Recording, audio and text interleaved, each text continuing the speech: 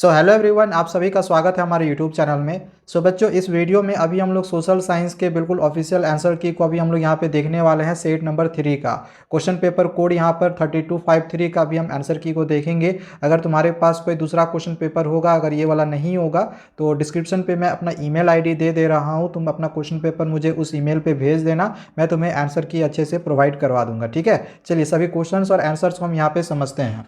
तो सबसे पहला क्वेश्चन तुम्हारा यहाँ पर दिया गया था कि विच of the following countries has a high human development index score. तो इसमें से कौन सा कंट्रीज का जो सबसे हाई ह्यूमन डेवलपमेंट इंडेक्स था, पाकिस्तान का था, म्यांमार का था, कि इंडिया का था, कि नेपाल का था? तो इसका राइट आंसर तुम्हारा ऑप्शन सी होगा, इंडिया का। ऐसे सबसे जो हायर होता है वो श्रीलंका का होता है। ठीक है, नंबर 1 पे तुम्हारा श्रीलंका आता है, बट श्रीलंका ऑप्शन में था नहीं, तो नंबर 1 पे तुम्हारा यहाँ पर इंडिया होगा। फिर 2 नंबर पे तुम्हारा यहाँ म्यांमार होता, थर्ड पे तुम्हारा पाकिस्तान होता और फोर्थ पे नेपाल होता। तो हायर पूछा था, तो हायर तुम्हारा इंडिया हो जाएगा। ठीक है, अगला क्वेश्चन यहाँ पूछा गया था which of the following statements are correct. देखो यहाँ पे कुछ स्टेटमेंट दिया गया था पॉलिटिकल पार्टीज से रिलेटेड, तो इसमें से बताना था कि कौन कौन से स्टेटमेंट सही है एंड यहाँ पे टिक करना था। तो तुम्हारा ये वाला जो स्टेटमेंट 1, 2 और 4 है वो बिल्कुल करेक्ट होगा, बाकी ये तुम्हारा इनकरेक्ट है। ठीक है, तो 1, 2 और 4 करेक्ट आ रहा है, तो राइट आंसर तुम्हारा ऑप्शन नंबर डी होगा। नेक्स्ट अगला क्वेश्चन यहाँ पर पूछा गया था कि इसमें से कौन सा एक ऐसा है जो कनकरेंट लिस्ट में शामिल, तुम्हारा इंडियन कॉन्स्टिट्यूशन के कनकरेंट लिस्ट में शामिल है। तो ये तुम्हारा शामिल है एजुकेशन, फॉरेस्ट और मैरिज। तो राइट आंसर इसका तुम्हारा ऑप्शन नंबर डी होगा। नेक्स्ट क्वेश्चन नंबर 4 है, तो यहाँ पर हमें फिल करना था यहाँ पे क्या भराएगा। तो इसका राइट आंसर तुम्हारा कल्चरल डाइवर्सिटीज़ होगा। ठीक है, इसमें हम लोग कल्चरल डाइवर्सिटीज़ भरेंगे। चलिए नेक्स्ट अब आगे हम क्वेश्चन नंबर 5 को समझते हैं। अब इस क्वेश्चन में पहले हमें मैच करना है, मैच करने के बाद सही आंसर आएगा यहाँ से हमें टिक करनी है। ठीक है, तो इसका जो राइट आंसर होगा तुम्हारा ऑप्शन नंबर 4 होगा, तुम इसको मैचिंग करके देख लेना। अगला क्वेश्चन नंबर जो ये 6 था, ये तुम्हारा असर्शन रीजन में क्वेश्चन जो है ये दिया गया था। तो इसमें जो तुम्हारा असर्शन दिया गया है कि सर्टेन मिनरल्स में occur as alluvial deposits in sands of valley floors and the base of hills. तो ये जो असर्शन है मेरा बिल्कुल ट्रू है। एंड बोला गया है कि दीज आर यूजुअली मिनरल्स, ये कुछ ऐसे मिनरल्स होते हैं जो कि वाटर से कोरोड नहीं होते हैं। एंड बिल्कुल ये भी तुम्हारा ट्रू होगा। ठीक है, मतलब तुम्हारा असर्शन और रीजन दोनों ट्रू आ रहा है, तो राइट आंसर तुम्हारा ऑप्शन ए होगा। चलिए नेक्स्ट आगे बढ़ते हैं क्वेश्चन नंबर 7 की ओर। तो यहाँ पर अब हमें कुछ इन्फॉर्मेशन दे रखा था, मतलब कुछ स्टेटमेंट दे रखा था, एंड इसको पढ़ के जो सही आंसर होगा ये हमें से टिक करना था। तो इसका आंसर तुम्हारा रबर होगा। ठीक है, इन्फॉर्मेशन अच्छे से समझ लेना, रबर निकलेगा। अगला क्वेश्चन नंबर 8 में इसमें फिर से हमें मैचिंग करना था, और यहाँ से जो करेक्ट आंसर होगा ये हमें चूज़ करना है। तो जो सरदार सरोवर डैम है तुम्हारा नर्मदा में है, फिर उसके बाद जो सलाल है ये तुम्हारा चेनाब में आ जाएगा, गांधी सागर जो है चंबल हो जाएगा, और हीरा कुंड जो डैम है वो तुम्हारा महानदी में बना है। तो राइट आंसर इसका तुम्हारा ऑप्शन नंबर सी, ये करेक्ट ऑर्डर में तुम्हारा हो जाएगा।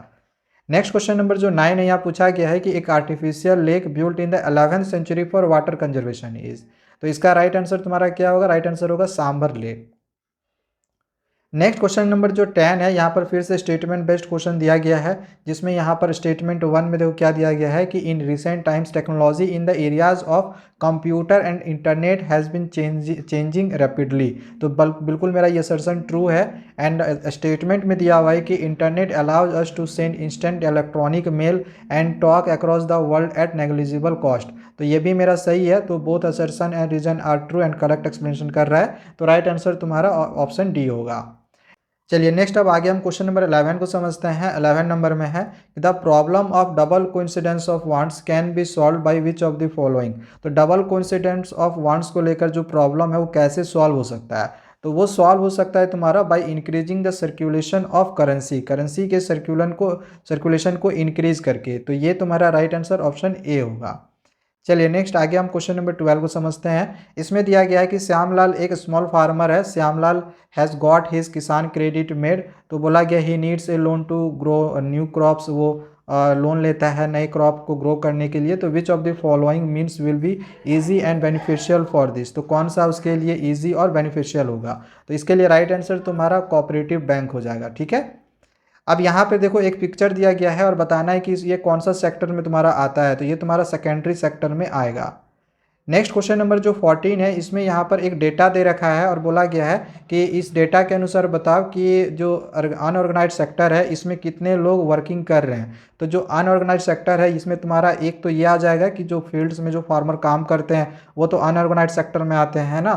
इसके बाद जो हैंडलूम वीवर्स होते हैं, घरों में काम करते हैं, वो भी अनऑर्गेनाइज सेक्टर में आते हैं। तो 250 और 70 को जोड़ दोगे तो 320 तुम्हारा इसका बिल्कुल करेक्ट आंसर निकल जाएगा। अब यहाँ पर आगे क्वेश्चन नंबर जो 15 है, यहाँ पर जो करेक्ट मैच पेयर है वो तुम्हें बताना है। तो देखो जो कॉर्बेट नेशनल पार्क है ये तुम्हारा उत्तराखंड में है, बट ये हिमाचल प्रदेश दे रखा है तो ये नहीं होगा। सुंदरबन नेशनल पार्क जो है ये तुम्हारा वेस्ट बंगाल में है, बट केरला दे रखा है, नहीं होगा। इसके बाद जो ये बांधवगढ़ नेशनल पार्क है ये तुम्हारा मध्य प्रदेश में है, लेकिन राजस्थान दे रखा है, नहीं होगा। मानस टाइगर रिजर्व जो है तुम्हारा असम में है, तो ये तुम्हारा राइट आंसर ऑप्शन डी होगा। अब यहाँ पे फिर से एक इन्फॉर्मेशन दे रखी है एक टेबल के फॉर्मेट में, तो इसमें इसको लेकर कुछ स्टेटमेंट भी दिया हुआ है। इसका जो सही स्टेटमेंट होगा ये हमें टिक करनी है। तो इसका जो राइट आंसर है तुम्हारा ऑप्शन नंबर सी जो है बिल्कुल करेक्ट होगा। अगला क्वेश्चन नंबर जो 17 है, इसमें दिया गया है identify the appropriate reason for the slow growth of the English language press during the 18th century from the options. तो इसमें तुम्हारा राइट आंसर ऑप्शन ए होगा कि restriction of British government to the regional press. Next question number जो 18 है, दिया गया है कि in the early years of 19th century the production of which of the following food items brought about a fundamental change in the leaves of poor people in Europe. तो इसमें जो है कई बार तुमने पढ़ा भी होगा, हमने भी बताया था क्वेश्चन आएगा। इसका तुम्हारा राइट आंसर जो है पोटैटो होगा। अगला क्वेश्चन नंबर 19 है, for which of the following markets were cotton and sugar primarily exported from America in the 18th century. तो ये तुम्हारा होगा यूरोपियन मार्केट में। क्वेश्चन नंबर जो 20 है, यहाँ पर फिर से तुम्हारा स्टेटमेंट बेस्ड क्वेश्चन दिया गया है जो कि नेपोलियनिक कोड को लेकर दिया गया है। तो नेपोलियनिक कोड के अनुसार इसमें से जो करेक्ट ऑप्शन होगा वो चूज़ करना है। तो प्रिविलेजेस बेस्ड ऑन बर्थ इसको एबलिश किया गया था, ये मेरा बिल्कुल ट्रू है। इसके बाद है establishing equality before the law, मतलब कानून के नज़र में सभी लोग बराबर होंगे, ये भी सही है। सिक्योरिंग प्रॉपर्टी राइट्स ये भी तुम्हारा बिल्कुल सही है, लेकिन मैनुअल ड्यूज विजेंट्स का इम्पोज किया गया था, ये नहीं था। तो 1 2 3 है, ऑप्शन नंबर 1 इसका बिल्कुल करेक्ट आंसर होगा। तो यहाँ पे जितने 20 क्वेश्चन थे मल्टीपल चॉइस क्वेश्चन हमने सारे करवा दिए हैं। बाकी अगर ओवरऑल अगर तुम क्वेश्चन पेपर की बात करो तो पेपर बहुत ही अच्छी क्वेश्चन पूछी गई है, चाहे लॉन्ग क्वेश्चन आंसर हो सार्ट हो। हाँ, एमसीक्यू थोड़ा सा चैलेंजिंग था, बाकी इधर के जितने क्वेश्चंस थे वो सारे पूछे गए हैं। एंड जो क्वेश्चंस हमने करवाए थे वो सारे के सारे क्वेश्चन जो है ये आया हुआ है, ठीक है। केस स्टडी बेस्ड में भी जैसे क्वेश्चंस हमने करवाए थे सेम वही सब सारा क्वेश्चन आया हुआ है। एंड यहाँ से देख सकते हो मैप में भी सेम वही क्वेश्चन पूछा गया है जो कि हमने तुम्हें करवाया था। तो ये क्वेश्चन पेपर का सॉल्यूशन तो हमने करवा दिया है। बाकी अगर तुम्हें अदर पेपर का चाहिए तो डिस्क्रिप्शन पे चेक करो, मेरा ईमेल आईडी होगा, अपना क्वेश्चन पेपर मुझे भेज देना, मैं आंसर्स करवा दूंगा। मिलते हैं दूसरे वीडियोज़ में। Thank you, bye bye.